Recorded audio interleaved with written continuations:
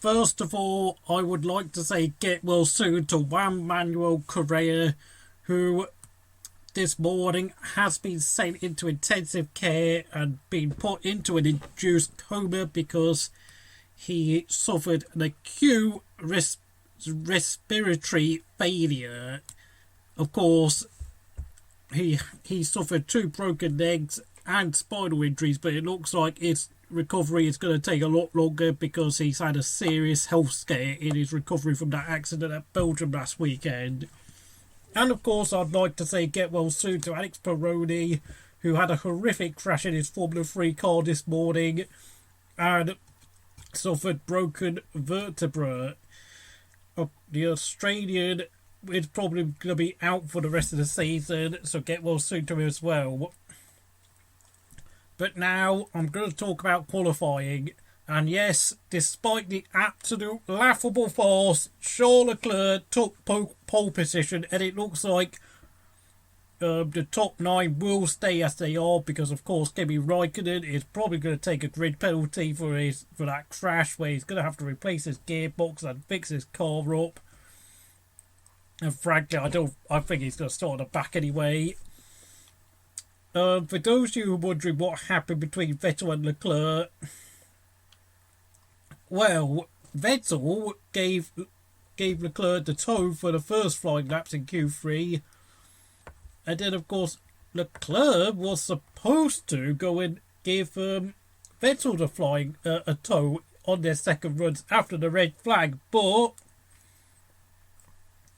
Vettel overtook Leclerc early on, and then Leclerc got back past him just when he were about to get onto the finish straight, and as a result Leclerc was able to make it in time to attempt a final lap. Vettel ran out of time with what was it, 6 of the cars. Of course, only Leclerc and Sainz were able to make the line, and of course they were forced to bail out because they had no toe to help them out.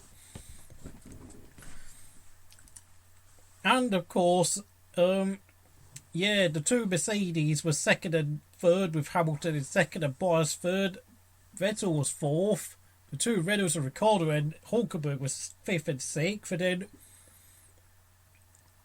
Sainz was 7th. Albon was 8th but didn't complete a lap. Stroll was 9th but did not complete a lap. And of course Raikkonen, as I've said, will go to the back of the grid. You know, last weekend, the FIA talked about getting a new qualifying system of having 4 qualifying races next year. Whilst I sat there and thought it was a load of nonsense, this weekend it doesn't seem to sound too much of a bad idea. You know, we've had a lot of qualifying systems in my time of watching Formula 1. I've seen the old 1 hour system where everyone had 12 laps in total, but of course that meant that there were a lot of quiet periods during the session. I've seen one that qualifying where everyone came out one by one, which I think, considering what happened today, would have been a better system because of course no one would have been worrying about getting a toe off each other, and it probably would have been better for Spa last weekend when there were quite a few complaints of cars going far too slowly. And then, of course, I can remember aggregate qualifying at the start of 2005. And, of course, the farcical elimination format at the start of 2016 when both Rosberg and Hamilton just gave up with 3 minutes to go. Literally, because they knew that, well, frankly, since they were not going to get a toe off anyone, there was no point doing an extra lap at Melbourne or Bahrain. I mean, I think it's pretty safe to say the FIA are going to have to find a way of fixing this qualifying system. They're going to have to sit there and think, right, everyone must meet a minimum time during their out laps. Because frankly, it's become quite a problem recently, not just in Formula 1, but also Formula 2 and 3, where everyone is just going around at snail's pace on their out laps, just to get a good lap in. I mean, and I know Lewis Hamilton moaned about, oh, maybe we should have been given more time after the red flag. Well, you had at least 4 minutes after when the green flag came back out after Kimi's crash. You could have came straight out again. I mean, I don't know why common sense completely failed everyone today. I mean, at least as a Kimi Räikkönen fan, I can sit here and say, oh, well, it's great that Kimi gets to keep hold of his fastest lap in F1 history record.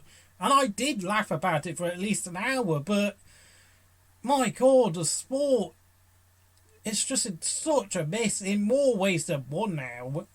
I mean, it's already bad enough what happened last weekend, but this sport needs to get a grip of itself. I mean, this morning the organisers had to remove a sausage curb after Alex Peroni went over the sausage curb and flew into the air. Horrifying crash. How we only got away with just broken vertebra, I do not know. This is a really bad time for motorsport, I must say. There's not really much to laugh about, if I'm going to be honest. I know my reaction was laughter, but now that it's been about 5 hours since the session has finished, it's pretty alarming to say the least. So, if you like this video, please like and subscribe to Crystal Racing, and I'll see you again next time.